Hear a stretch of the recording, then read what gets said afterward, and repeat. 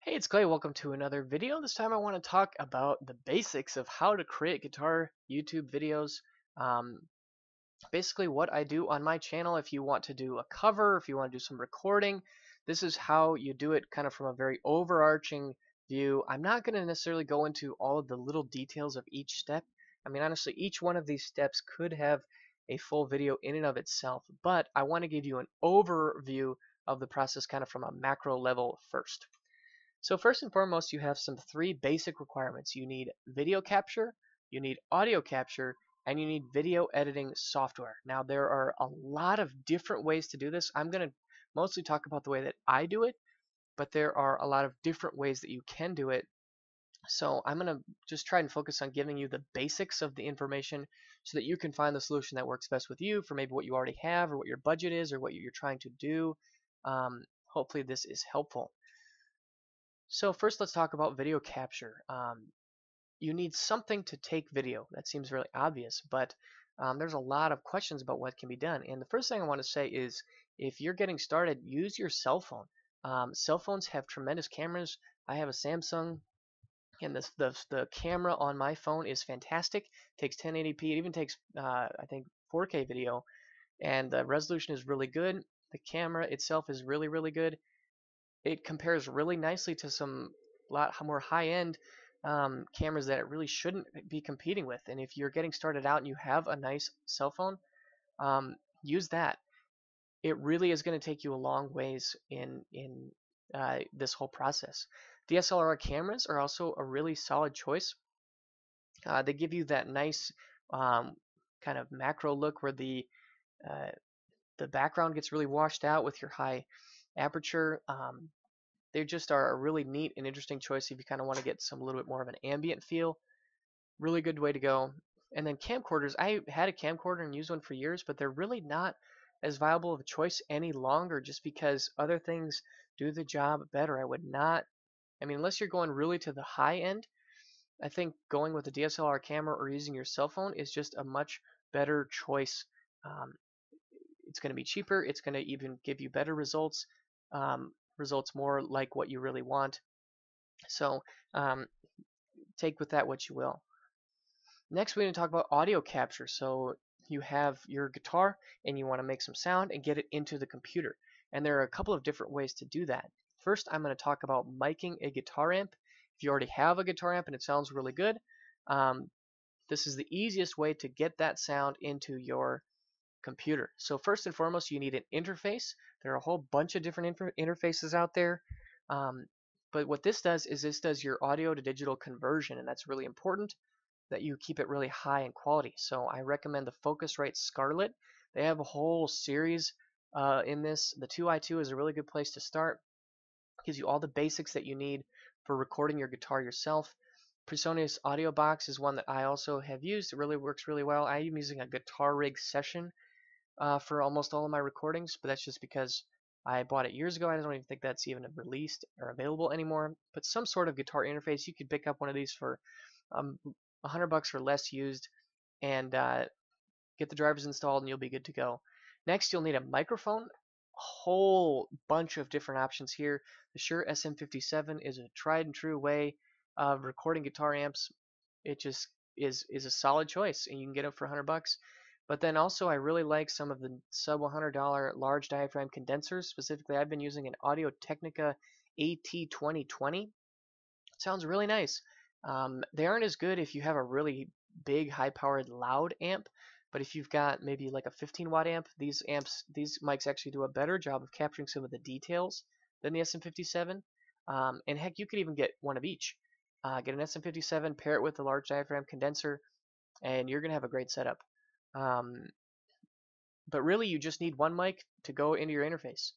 And then lastly, you'll need a DAW. A DAW is a digital audio workstation. So it's a piece of software that you download and install. For years, I used Audacity. It's free, but it's very simple. It's very limited. If you're a beginner and you're kind of intimidated by software, try Audacity. But I would highly recommend Reaper. Reaper is the software that I use, and I've been using it for a few years now, and I love it. It is a full-featured DAW. It does everything that you could want a DAW to do. It does plugins really nicely. It does multi-track recording.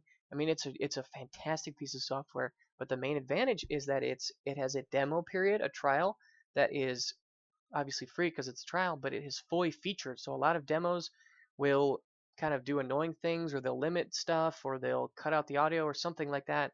But with Reaper, you get a 100% fully functioning trial period, and getting an individual license for a non-professional is only $60. That's right, I said $60 for the piece of software of this quality. That is a dirt cheap steal, and so I'd highly recommend Reaper.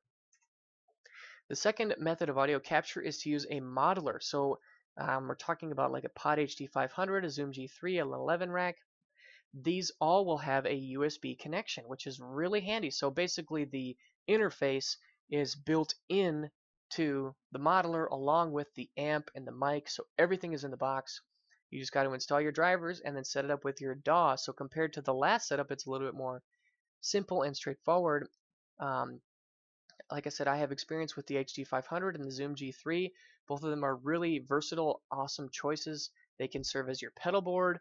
You can use them for effects only, but then also use them to record. You could even use them and just turn everything off and just use them for an interface. So a lot of versatility here. The Zoom G3, I think, is specifically is like under $100. It is an absolute steal. Now the 11 rack is also something I want to talk about. Now compared to the other two, it has really fantastic tone, and it kind of is getting forgotten about. It's a little bit of an older device and it's not supported anymore, but that doesn't mean it doesn't sound good. It sounds really good. Maybe a step under the Axe-Fx, but it's definitely a step above the other two here on this list. It's rack mounted, so if you have a little bit of a studio setup, you can install it really nicely there. And again, a really, really good sounding, all-in-one recording device. You just plug in, set up your tones, and you're good to go recording. And then the third way is to use some amp simulations. See, there's a more software-based approach. So the first thing you'll need here is an interface, like I mentioned with the guitar amp miking. Same interfaces would apply with the Scarlett or the Presonus. And then you are going to load your amp simulator into your DAW using a VST plugin. And I have some videos on my channel if you don't know how to do that. I'll try to provide a link down below, or you can do a search on my channel. Some options here include Amplitude, Guitar Rig. Those are two that I personally have used, and they're solid products. Bias and S-Gear are also more recent additions that are getting professional level results from software, which is really cool. And then we also have another thing that I highly recommend is using Voxengo Boog X. This is a free piece of software. It's actually technically an amp simulation, but you can turn the amp sim off and use it only as an IR loader. So that means that you can buy or download some third-party impulse responses, which are kind of simulations of a speaker cabinet, and they sound tremendously good, and they are a huge part of getting a good sound in a modeler. So you can use, like Amplitude and Guitar Rig have a free edition maybe that limits some of the selection, but you could get some really solid, like Fender amps in Amplitude are really good. And then you can use Voxengo Boog X to load in a really high quality IR, and you're going to have tremendous sound. Just remember to turn everything to 0 and enable cab emulation. Disable the cab sim in your amp software. In my mind, the IRs that I'm going to talk about are definitely a step above the stock speaker cabinets in these pieces of software. So I really, really like using Voxengo Boog X. And then I would look specifically at Ownhammer. They have a public beta Redux, and then Redwires. They also have a free, I think it's a Marshall Greenback cabinet.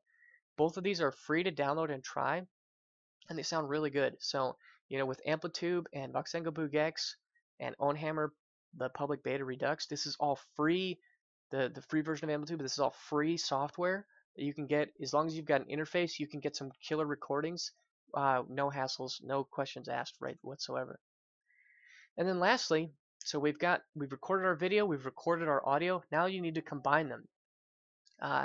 Now the best way to do this is with some video editing software. So you're taking your video track, you're combining it with your audio track, and then you can really get creative and do a whole bunch of different edits, more than I even have time to talk about. But Windows Movie Maker is competent. It will work, but it definitely is not the best. I've also used VideoPad, which is free, and it will get the job done. I'm using Sony Vegas, and it is a really tremendous piece of software that I love. I've been using it for years now. Almost all of the videos that I have on my channel, and the last 5 years since I bought Sony Vegas back in college. Really nice full featured video editing suite. But with these you can pair it together, and typically you want to mute or at least subtract quite a bit of the audio from your video capture. So if you used your phone, the audio track in that is you're going to want to cut that down and primarily use the audio track that you recorded in your DAW. And so when you put all that together, you get a guitar YouTube video, and from there the possibilities are endless. It's up to your creativity, and it's really up to you. So if you have any questions, please leave them down below. If any other videos you want to see, let me know in the comment section, and I'll see you guys again soon. Bye.